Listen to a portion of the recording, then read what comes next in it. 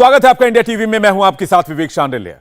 आज भारत सरकार ने नरेंद्र मोदी के विरोधियों की सबसे बड़ी कॉन्स्पिरेसी को एक्सपोज कर दिया।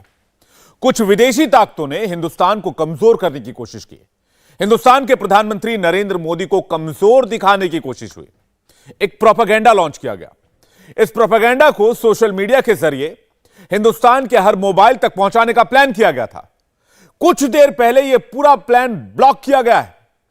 मोदी के सियासी दुश्मनों ने ट्विटर, फेसबुक, यूट्यूब, इंस्टाग्राम के जरिए प्रधानमंत्री को बदनाम करने का एक नया टूल डेवलप किया था। नए हैशटैग लॉन्च किए जा रहे थे, नए कमेंट्स लिखे जा रहे थे, नई नई तरह की कहानियां उसमें फिट की जा रही थी। इन सब को हटाने का ऑर्डर आ गया है। हिंदुस्तान के शहर शहर में हिंदू मुस्लिम के नाम पर तनाव बढ़ाने की एक विदेशी साजिश को कुछ ही देर पहले रोक दिया गया है। इस वक्त साल 2023 चल रहा है। नरेंद्र मोदी करीब 9 साल से देश के प्रधानमंत्री हैं, लेकिन गोधरा कांड, गुजरात दंगा और साल 2002 की खबरों को वापस हेडलाइन में लाने की एक कोशिश की गई। कृषि से हर दिन, हर महीने, हर साल, इतना ही नहीं आपके रिटायरमेंट के लिए भी पैसे कमाना है। फिर देरी किस बात की? फ्रीडम ऐप को अब भी डाउनलोड कीजिए। यह कोशिश आज फेल हो गई। साल 2002 के बारे में अगर आपको कुछ जानना है, अगर कुछ समझना है, मुसलमान भाइयों को भी अगर नरेंद्र मोदी की सही नीयत के बारे में बात जाननी है, तो आज आपको यह रिपोर्ट बहुत ध्यान से देखनी होगी। मोदी के नाम पर कौन कौन कहां कहां काम पर। मोदी का नाम फिट करके पाकिस्तान के कितने नेता झूठ बोलते हैं। हिंदुस्तान में कितने नेता उन्हीं पाकिस्तानियों की बात को रिपीट करते हैं। क्या जो बिलावल कहते हैं वही राहुल बोलते हैं? मुसलमानों पर जो लाइन शहबाज की होती है, क्या वही लाइन ओवैसी और केजरीवाल पकड़ते हैं? जैसे इमरान धमकाते हैं, क्या मल्लिकार्जुन भी वैसा ही राग अलापते हैं? जो नैरेटिव हीना रब्बानी खार फैलाती हैं, क्या पवन खेड़ा और जयराम उसी को एजेंडा बनाते हैं?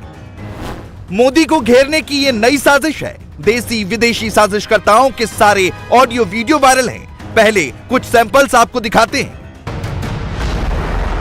But the butcher of Gujarat lives. But the butcher of Gujarat lives. And he is the Prime Minister of India. उससे बीजेपी को जबरदस्त चोट लगेगी। ये तो क्लियर है कि बीजेपी के खिलाफ काफी गुस्सा है। आज हिंदुस्तान अगर G20 में जाता है तो क्या मेरे दिल को तीर लगते हैं। सारा हिंदुस्तान में कि मोदी जाके खड़ा होता है और हम खड़े तमाशा देख रहे हैं। मुझे शर्म आती है कहते हुए, मेरे देश का प्रधानमंत्री उन गाली देने वालों को फॉलो करता है ट्विटर पे।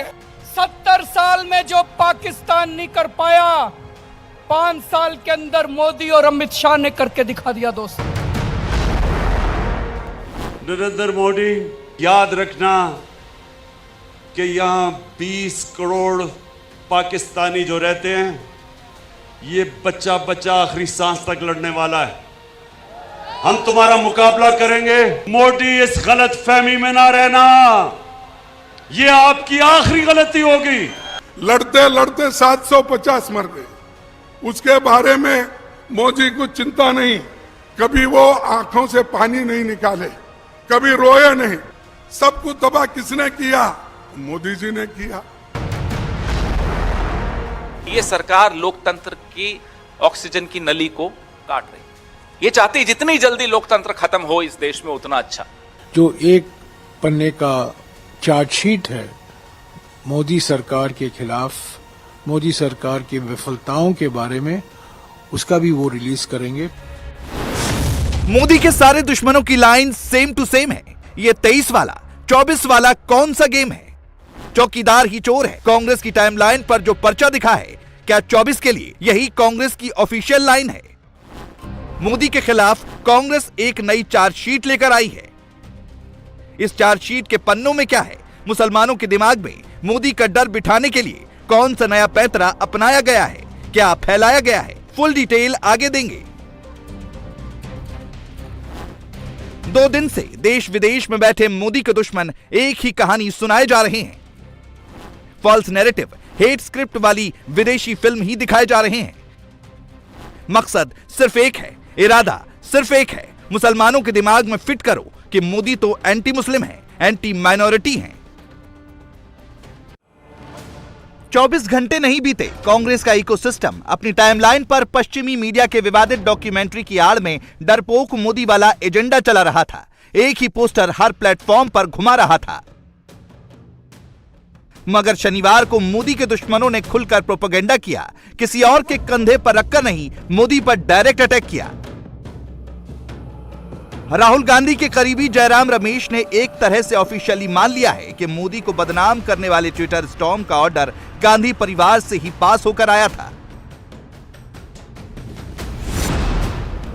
जयराम रमेश ने ट्वीट करके लिखा, पीएम और उनके ढोल बजाने वालों का कहना है कि उन पर बनी बीबीसी की नई डॉक्यूमेंट्री निंदनीय है, सेंसरशिप लगा दी गई है। फिर प्रधानमंत्री वाजपेयी 2002 में क्यों चाहते थे कि मोदी अपना पद छोड़ दें?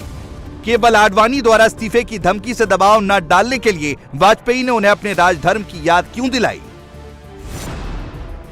राहुल की कोर टीम के सबसे अहम सदस्य जयराम रमेश ने जैसे ही ये ट्वीट किया, कांग्रेस की पूरी फौज एक्टिव हो गई।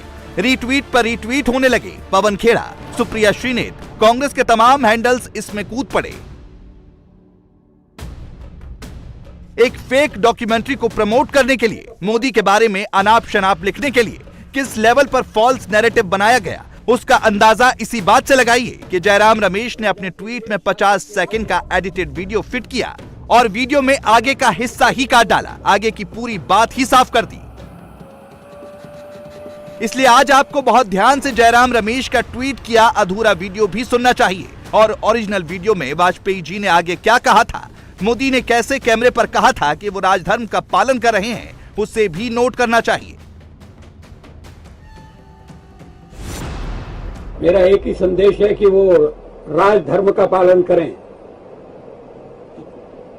राजधर्म,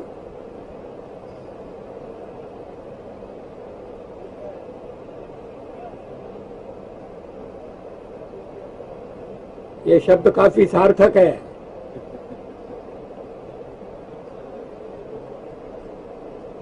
मैं उसी का पालन कर रहा हूं, पालन करने का प्रयास कर रहा हूं।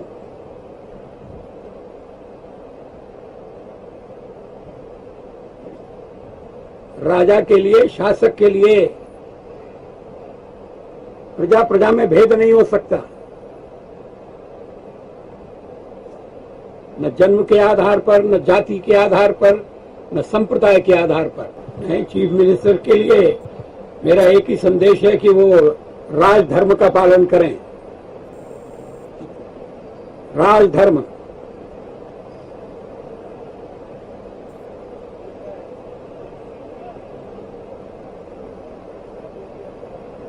ये शब्द काफी सार्थक है।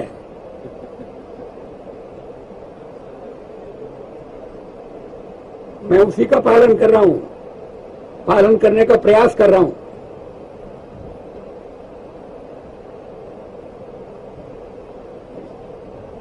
राजा के लिए, शासक के लिए प्रजा प्रजा में भेद नहीं हो सकता, न जन्म के आधार पर, न जाति के आधार पर, न संप्रदाय के आधार पर। हम भी वही कर रहे हैं साहब। मुझे विश्वास है कि नरेंद्र भाई यही कर रहे हैं। सच देश के सामने है, लेकिन मोदी के विरोधी नॉन स्टॉप झूठ परोसे जा रहे हैं। शनिवार को कांग्रेस ने डरपोक का एक नया वर्जन लॉन्च किया।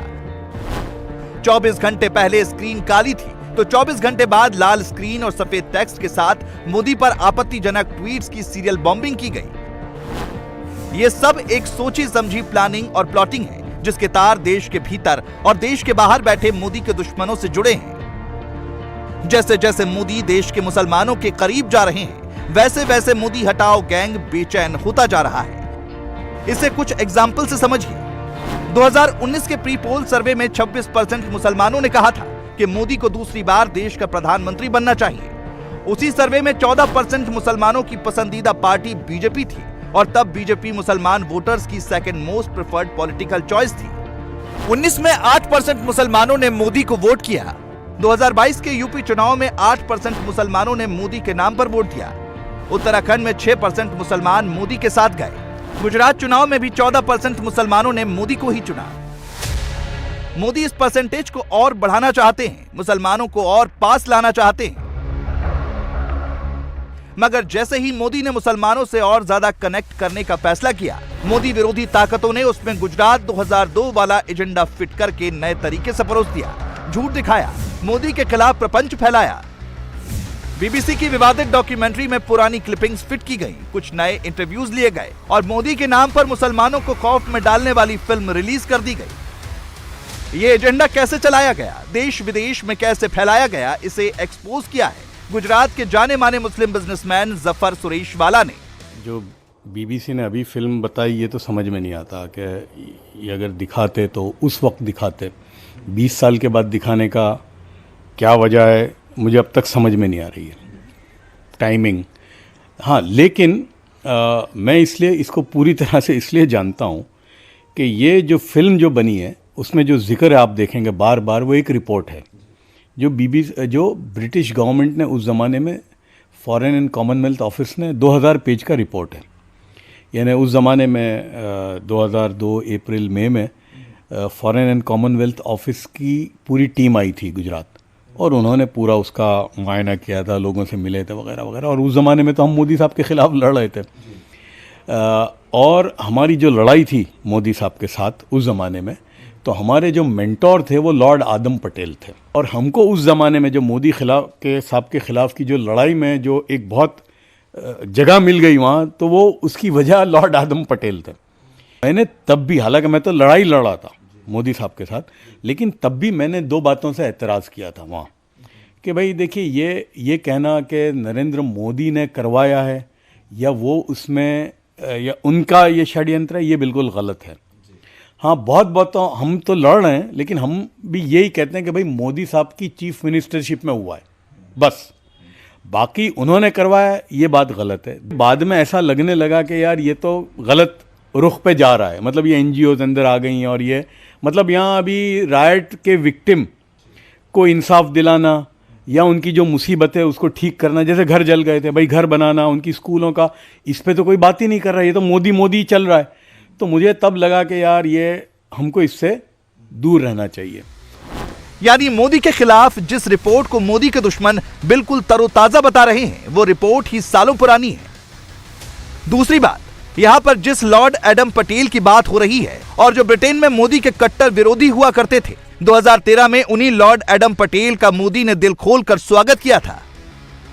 और तीसरी इंपॉर्टेंट बात नोट करने वाली है कि जिस मोदी को उनके विरोधी मुसलमानों का दुश्मन बताते हैं, उन्हीं मोदी ने गुजरात दंगों के 1 साल बाद 2003 में गुजरात के मुस्लिम समुदाय के लोगों से मुलाकात की थी और तब मोदी ने जफर सुरेशवाला को अपना पर्सनल नंबर दिया था, कहा था कभी भी फोन कर लो, मैं 24/7 अवेलेबल हूं। 2003 में पता चला कि भाई नरेंद्र मोदी साहब इंग्लैंड आ रहे हैं, वो वाइब्रेंट गुजरात समिट के लिए। तो मुझे उस वक्त अहमदाबाद के लोगों का, क्योंकि मैं तो तब भी मेरी लड़ाई जारी थी मोदी साहब के खिलाफ, वहाँ से मुझे फ़ोन आने लगे अहमदाबाद से कि भाई मोदी आ रहे हैं वहाँ और जफ़र भाई आप कम से कम उनसे मिलो तो सही। तो लोगों ने कहा कि यार जफ़र भाई आप बात कर। मैंने कहा यार मैं कैसे बात कर सकता हूँ, मैं तो लड़ रहा हूँ उनके साथ। लेकिन तब मेरे ख्याल में आया कि भाई करना चाहिए। $1 मिलियन क्वेश्चन ये था कि who will bell the cat, भाई मोदी साहब तक हमारी बात पहुँचाएगा कौन। तो फिर मैंने भट्ट साहब को फ़ोन किया कि यार ठीक है, अब ये मोदी साहब तक पहुँचना कैसे। तो उन्होंने कहा यार चलो मैं सोचता हूँ। फिर 2-3 दिन के बाद उनका फ़ोन आया कि मेरे दोस्त हैं रजत शर्मा और मैं रजत को कहूँगा कि वो, और फिर रजत जी से मेरी बात हुई और बैक एंड फोर्थ। लेकिन यहाँ एक फिर तय हुआ, मोदी साहब तैयार हो गए। मतलब ये सारी बातचीत होती थी थ्रू रजत शर्मा। और हमने कहा कि देखिए हम ये भी एक रास्ता इख्तियार किया था लड़ाई का हमने आपसे, हम समझते हैं ये भी एक रास्ता है, आप हमारे चीफ मिनिस्टर हो, हम आपसे बात नहीं करेंगे तो किससे करेंगे, ये हमारा प्रीमाइस था। इतने सब के बावजूद मोदी साहब तैयार हो गए, वो बहुत बड़ी बात थी। मुझे महेश भट्ट ने कहा यार पता नहीं मोदी तैयार होगा कि नहीं बात करने के लिए तुम्हारे से, लेकिन वो तैयार हो गए। जब तैयार हो गए तो तय हुआ कि फ़लाँ दिन वो सेंट जेम्स कोर्ट में हम मिलेंगे।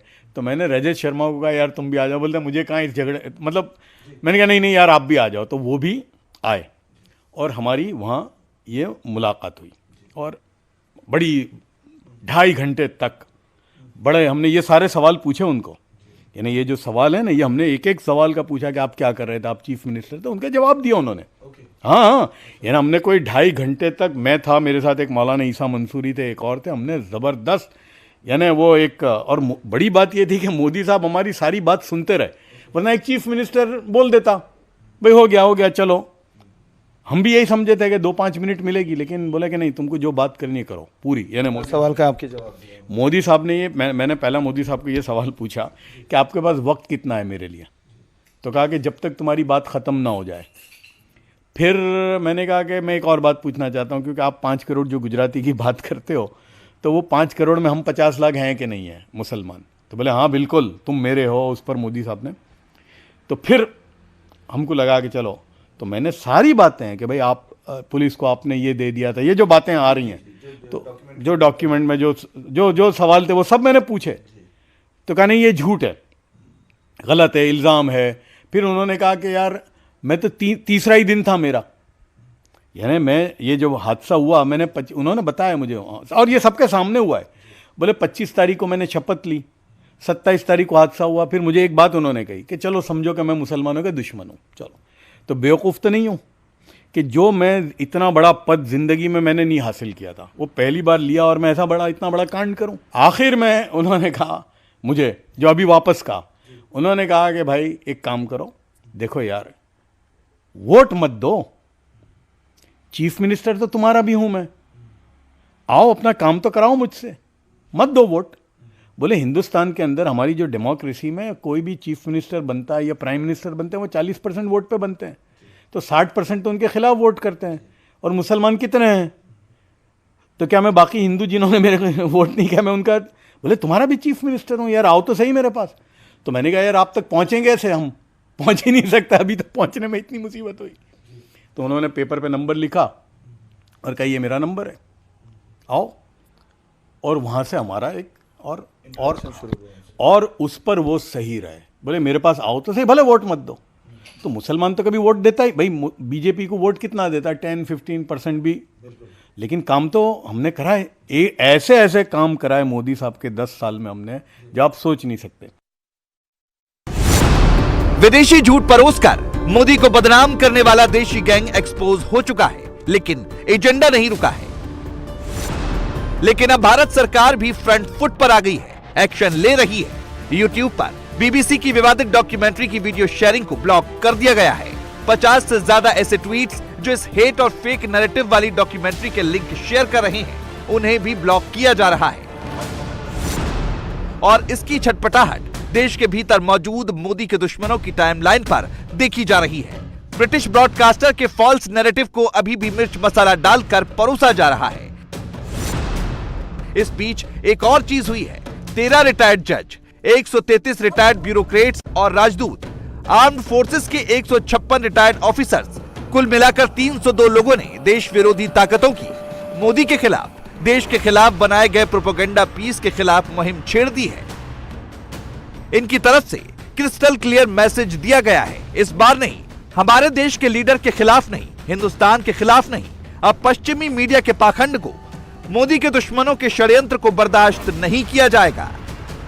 एक 2 पार्ट की डॉक्यूमेंट्री बनाई है प्राइम मिनिस्टर नरेंद्र मोदी जी के खिलाफ, भारत के खिलाफ और दबे लफ्जों में हिंदू एक्सट्रीमिज्म के खिलाफ।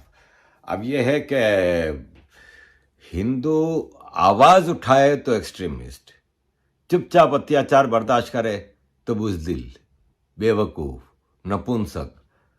आवाज तक नहीं उठाने दिया जा रहा कि आवाज उठाते हैं तो इस टाइप की चीजें होती हैं। इस दोस्तों देखें, मैं आपको अरसे से कह रहा हूं कि एक इंटरनेशनल प्रोपेगेंडा भारत और मोदी जी के खिलाफ हो रहा है। ये मनमोहन सिंह के खिलाफ क्यों नहीं हो रहा था? सोचने वाली बात है ना, उस वक्त भी तो भारत ही था ना। ये मनमोहन सिंह के खिलाफ क्यों नहीं हो रहा था? ये भारत के खिलाफ अब क्यों हो रहा है? अब अचानक ये सब चीज़ें इसलिए हो रही हैं कि मैंने अभी आपके सामने कल ही प्रोग्राम पेश किया था जिसमें मैंने शहजाद चौधरी की पूरा पाकिस्तान अखबारों में जो आर्टिकल आया है कि मोदी जी ने इंडिया को कहाँ से कहाँ पहुँचा दिया, तो ये चीज़ें आ रही हैं। अब दुनिया को पता चल गया कि बीबीसी का एजेंडा क्या है। विंस्टन चर्चिल ने कहा था ना कि अगर आप किसी सफ़र पे जा रहे हैं तो आप मंजिल पे कभी नहीं पहुंचोगे अगर आप रास्ते में भौंकने वाले हर कुत्ते को पत्थर मारोगे तो। लेट देम बार्क यार, जो भौंक रहा है उसकी तरफ क्यों देख रहे हो? मैं कहता हूं इग्नोर करो। कृषि से हर दिन, हर महीने, हर साल, इतना ही नहीं आपके रिटायरमेंट के लिए भी पैसे कमाना है, फिर देरी किस बात की? फ्रीडम ऐप को अब भी डाउनलोड कीजिए। आपको मैंने डिटेल में कई प्रोग्राम बताए कि इंटरनेशनल एक नेक्सस है। अमेरिकन मुस्लिम काउंसिल है, अमेरिकन कई ऑर्गेनाइजेशन है जो जमात इस्लामी और पाकिस्तान के पैसे पे अमेरिका में चल रही हैं, यहाँ इंग्लैंड में हो रही हैं। इग्नोर करें, भाड़ में डालें। इनके बोलने से क्या मोदी जी छोटे हो जाएंगे? मोदी जी का काम बोलता है, और जब भी इन लोगों को जलन हो रही है। ये मैसेज देश के बाहर बैठे एंटी इंडिया फोर्सेस के लिए भी है और देश के भीतर बैठे मोदी के विरोधियों के लिए भी है। इंटरनल ताकतें हों या एक्सटर्नल ताकतें हों, नरेंद्र मोदी को वीक प्राइम मिनिस्टर दिखाने की कोशिश तो खूब हुई। मोदी के दुश्मनों ने लगातार हाथ पैर भी मारे, चार्जशीट भी बना डाला, लेकिन सबके फ्रॉड का भांडा फूट गया है। जिसने मोदी पर देश और विदेश में बैठकर हिट जॉब किया है, अब वो सब के सब इधर उधर मारे ही फिर रहे हैं। इंडिया टीवी हर वक्त हर जगह डाउनलोड करने के लिए सर्च करें India TV news Google play store या ऐप स्टोर पर।